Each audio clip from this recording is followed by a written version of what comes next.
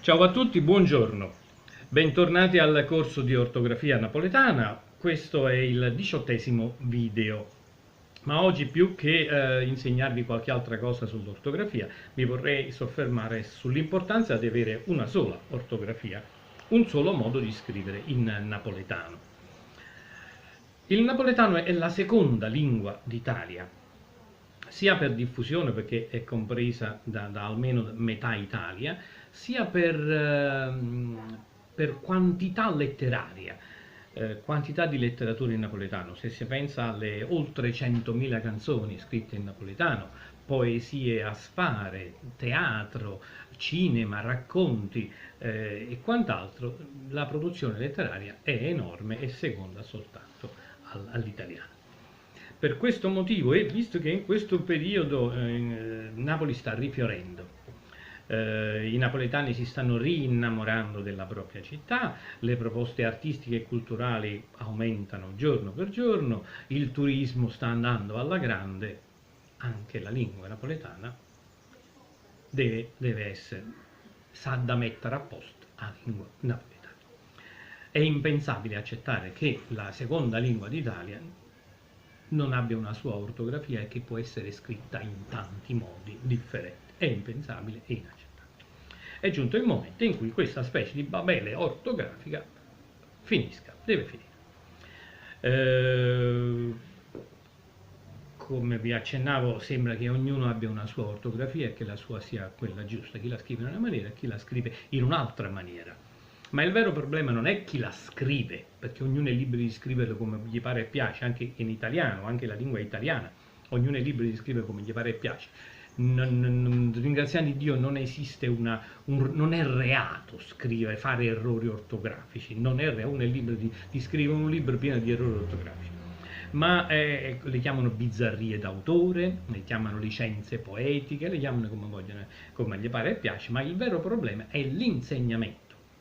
Non può essere insegnata una lingua in più modi diversi, è scorretto, proprio sbagliatissimo e inaccettabile. Questo è il vero problema, ormai ognuno la insegna come gli pare e piace, ma come più ritiene giusto, ma sarà giusto per lui, ma non è giusto per la lingua napoletana e per la cultura napoletana. Questo è inaccettabile. Una grande lingua come la nostra deve avere una sola ortografia. Quale si usa?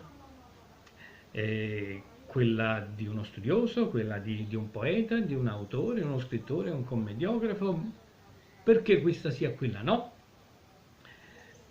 Quindi, così come la lingua italiana che ha l'Accademia della Crusca che decide le regole, si scrive così e basta, cioè almeno si insegna così e basta, anche il napoletano deve avere una sola ortografia e deve essere insegnato in quella maniera.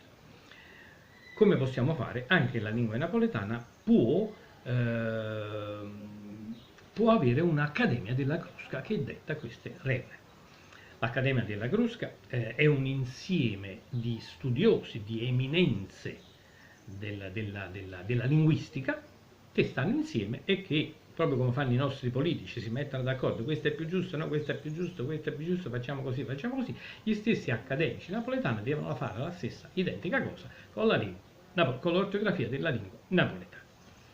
E visto che l'Accademia della Crusca ha i suoi studiosi, anche Napoli ha tanti eminenti studiosi che con questo mio video invito a mettersi insieme e a formare questa benedetta Accademia napoletana, linguistica napoletana.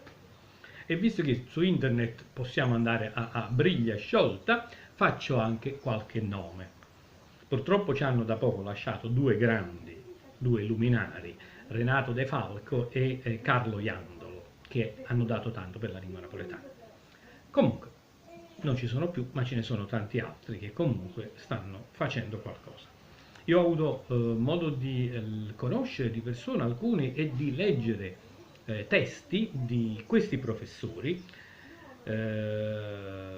Raffaele Bracale, Nicola De Blasi, Giuseppe Giacco, Ermete Ferraro, Luciano Galassi, Luigi Imperatore, Salvatore Argenziano e Sergio Zazzera. oltre al poeta poi Salvatore Palomba, che ha scritto diverse cose anche sulla lingua, si è dato molto da fare, ha tenuto lezioni, comunque ed è molto attivo. Salvatore Palomba è il poeta della famosissima Carmela, portata al successo da Sergio Bruni. Carmela, Carmela, questo qua. Poi certamente ce ne sono tanti altri che non ho avuto modo di conoscere o non ho letto niente di loro, oppure li ho conosciuti ma non mi ricordo come si chiamano. Quindi una volta istituita questa accademia poi si chiameranno e chi è dell'ambito li chiamerà e si formerà questo gruppo. Quindi studiosi per formare un'accademia linguistica napoletana ci stanno, vanno soltanto assemblati, messi insieme. Scusate il modo buffo con cui lo dico. Ed ecco il perché io ho compilato questo testo nuovo di Zecca appena uscito, cioè appena una settimana questo libro. Questo libro si chiama Ortografia della lingua napoletana e come sottotitolo ha i vari modi in cui è stata scritta nel corso dei secoli, dal 1300 fino adesso, incluse le grafie proposte dai nuovi linguisti, quelli di cui vi accennavo. Ma che cosa significa questo? Significa che in questo libro io ho elencato, tutti i vari problemi dell'ortografia napoletana. Abbiamo dei problemi, non sappiamo come scrivere dei suoni. Semplice, una cosa più difficile, più semplice di così non ve la posso dire. Abbiamo dei suoni che non si sa come scriverli. Poi ho elencato tutti i vari modi in cui gli autori, gli scrittori dal 1300 fino al secondo dopoguerra, fino al 1970 più o meno, come l'hanno scritto gli autori, gli scrittori. E poi dal 1970 che sono successe una serie di cose in cui i nuovi linguisti hanno pensato di dire questo possiamo farlo così, questo possiamo, per cui le nuove proposte, le proposte dei nuovi linguisti su come risolvere questi benedetti problemi. C'è elencato tutto. Se ho mancato qualcosa sarà stata una sfuggita, ma comunque in linea di massimo questo testo non fa perdere la comprensione di nessun scritto dal 1300 fino adesso. E penso che potrebbe essere, che ne sa, potremmo dire che questo libro potrebbe essere la base su cui questi studiosi si possono sedere a tavolino e dire questo problema come lo risolviamo? Così, così, così, così. E in breve tempo si potrebbe avere una scrittura del napoletano univoca, per cui una sola, non 1000. Più della metà delle pagine del libro, il libro ha 142 pagine, più di 60 pagine sono monosillabi e contrazioni, per cui noi sappiamo che le nostre parole quando sono intere vanno scritte in una maniera e quando invece le accostiamo ad altre parole nel linguaggio parlato noi le tagliamo, le spezzettiamo. Quindi come scriverle quando le spezzettiamo? Io ho fatto un elenco di 60 e più pagine. Quindi il grosso del lavoro è stato ampiamente fatto. Perché fra le tante, a proposito, alla fine di questo video troverete il link da cui poter avere molte più informazioni sul libro e da cui poter scaricare una versione gratuita. Poi se chi volesse acquistare c'è anche il link per questo. Ma perché fra le tante grammatiche a disposizione che ci sono nelle librerie online scegliere questo come libro di base? Perché leggo?